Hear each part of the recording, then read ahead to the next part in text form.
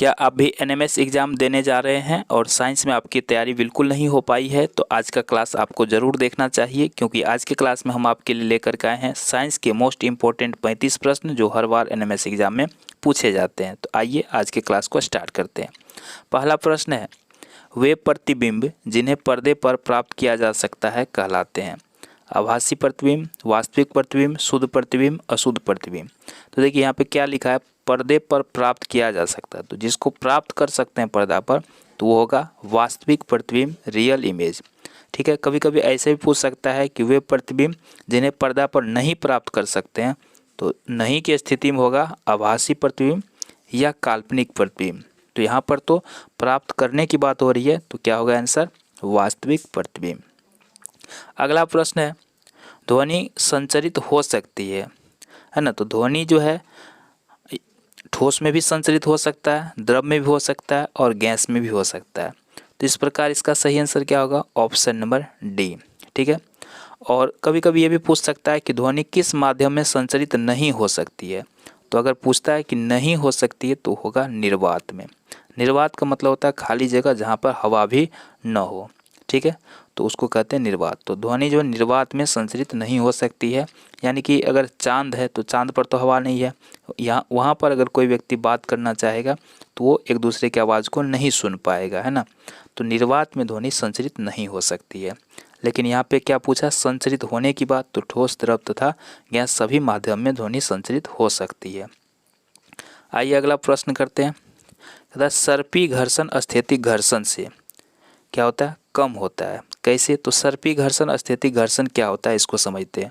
तो आपने साइकिल ज़रूर चलाया होगा। तो साइकिल में क्या होता है कि जब साइकिल पहली बार रुका हुआ है और उसको गति में लाना है, तो आप जब पैडल मारते हैं तो थोड़ा ज़्यादा ताकत लगाने की आवश्यकता होती है। चूँकि साइकिल अस्थिर अवस्था में है और इसको गति में लाने के लिए ज़्यादा ताकत की आवश्यकता होती है, तो उस स्थिति को बोलते हैं स्थैतिक घर्षण। और जब साइकिल गति में आ जाता है और उसके बाद क्या होता है कि अगर हम कम ताकत भी लगाते हैं तो आराम से साइकिल चलते रहता है, तो उस समय हमें कम ताकत की ज़रूरत पड़ती है जब साइकिल चल रहा होता है, तो वो होता है सर्पी घर्षण। तो इसका मतलब ये हुआ कि सर्पी घर्षण जो है इसका कम ताकत लगाना पड़ता है, तो ये कम होगा। तो स्थैतिक घर्षण का मान ज़्यादा होगा, तो इसलिए सर्पी घर्षण स्थैतिक घर्षण से कम होता है। अगला प्रश्न है, आंतरिक निषेचन होता है। ठीक है, तो आंतरिक निषेचन किस में होता है, मादा शरीर के अंदर में होता है ना। और चलिए, तो ये इसका सही आंसर क्या होगा, ऑप्शन नंबर बी। नेक्स्ट प्रश्न, रेड डाटा बुक में हर बार पूछे जाने वाला प्रश्न है। रेड डाटा बुक में क्या होता है, सभी संकट्टा उत्पन्न स्पीसीज का रिकॉर्ड रखा जाता है। याद रखना है, रेड डाटा बुक में किसका रिकॉर्ड रखते हैं, सभी संकट्टा उत्पन्न। तो संकट्टा उत्पन्न क्या मतलब, जिसकी संख्या लगातार घट रही है, ऐसे जीव का रिकॉर्ड रेड डाटा बुक में रखा जाता है। आइए अगला प्रश्न करते हैं।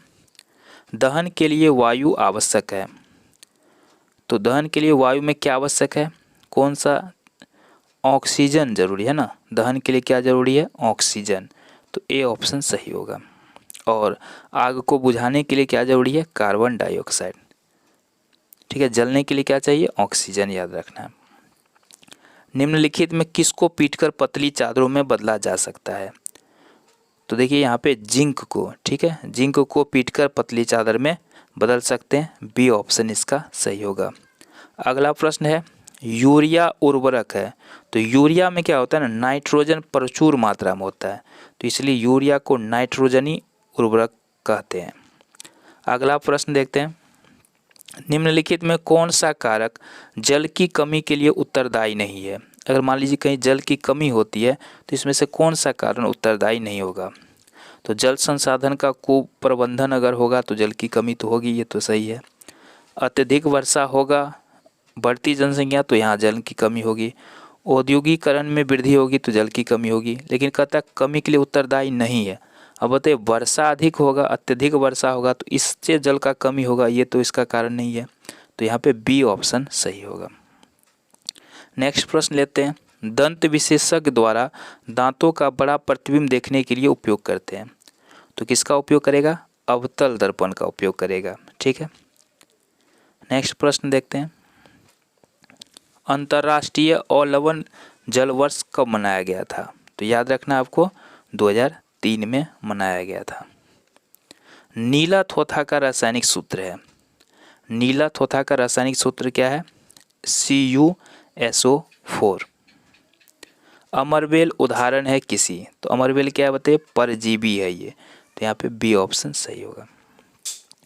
कार्बोहाइड्रेट बनते हैं, तो कार्बोहाइड्रेट किससे बनता है?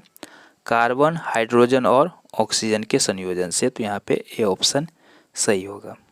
अगला प्रश्न है, निम्नलिखित में कौन सा विकल्प उष्णकटिबंधीय क्षेत्र का सर्वश्रेष्ठ वर्णन करता है? तो ये हो जाएगा गर्म और आर्द्र। मृदा में बड़े कणों का अनुपात अधिक होता है, तो किस मृदा में होता है? बलुई मृदा में बड़े कणों का अनुपात अधिक होता है। निम्नलिखित में कौन सा संबंध सही है? तो चाल बराबर क्या होता है? दूरी बट्टे समय, ये बी ऑप्शन सही होगा।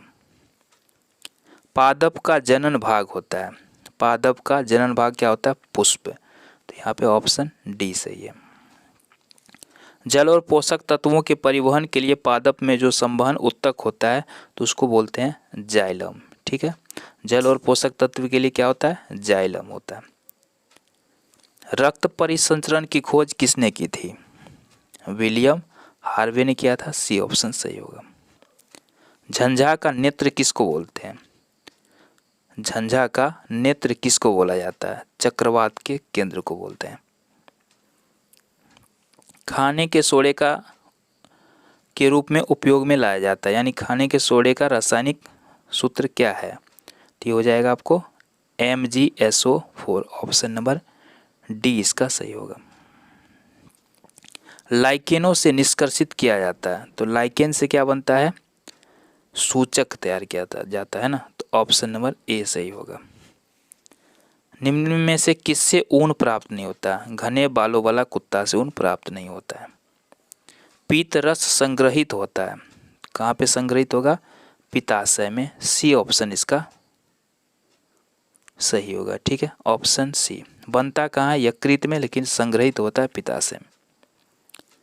सूखे पौधे की डंडियों से अनकन अथवा अनाज को पृथक करने के प्रक्रम को क्या बोलते हैं? तो इस प्रक्रम का नाम है थ्रेसिंग। परागकणों का वर्तिकाग्र पर स्थानांतरण को इसको बोलते हैं परागन। इसको क्या बोलेंगे? परागन, बी ऑप्शन सही होगा। निम्नलिखित में कौन सा वक्तव्य सही नहीं है? वन मृदा को अपरदन से बचाते हैं, ये तो सही है। वन में पादप और जंतु एक दूसरे पर निर्भर नहीं होते, ये गलत है। और यहाँ पे जो सही नहीं है वही हमारा क्या है? आंसर है। अगला प्रश्न है, बेरी बेरी नामक रोग होता है निम्न की कमी से, तो विटामिन ए के कमी से क्या होता है? रतौंधी होता है ना। बेरी बेरी कमी से क्या होता है? बेरी बेरी किसके कमी से होता है? विटामिन बी के कमी से होता है। विटामिन सी से क्या होता है? विटामिन सी के कमी से स्कर्वी नामक बीमारी होता है ना। और विटामिन डी के कमी से सूखा रोग होता है। इस प्रकार की जड़ तंत्र में सभी जड़ें एक जैसी दिखाई देती है, तो इसको क्या बोलते हैं हम लोग? झकड़ा जड़ बोलते हैं, या रेशेदार जड़ भी इसको बोल सकते हैं। गर्दन तथा सिर को जोड़ने वाली संधि को क्या कहते हैं? दुराग्र संधि बोलते हैं। यह एक रासायनिक परिवर्तन है, तो जंग लगना क्या बताइए? एक रासायनिक परिवर्तन है। दहन एक क्रिया है, तो दहन किस प्रकार की क्रिया है? ऑक्सीकरण, क्योंकि इसमें ऑक्सीजन की आवश्यकता होती है। उक्षवसन के समय पसलियाँ, उक्षवसन के समय पसलियाँ नीचे की ओर गति करती है। और आज का अंतिम प्रश्न है, लोहे पर जंग की परत चढ़ाने का प्रक्रम कहलाता है, तो इसको बोलते हैं गैल्वेनाइजेशन। ठीक है, यसद लेपन, ठीक है, विद्युत लेपन भी इसको बोलते हैं, तो ए ऑप्शन सही होगा।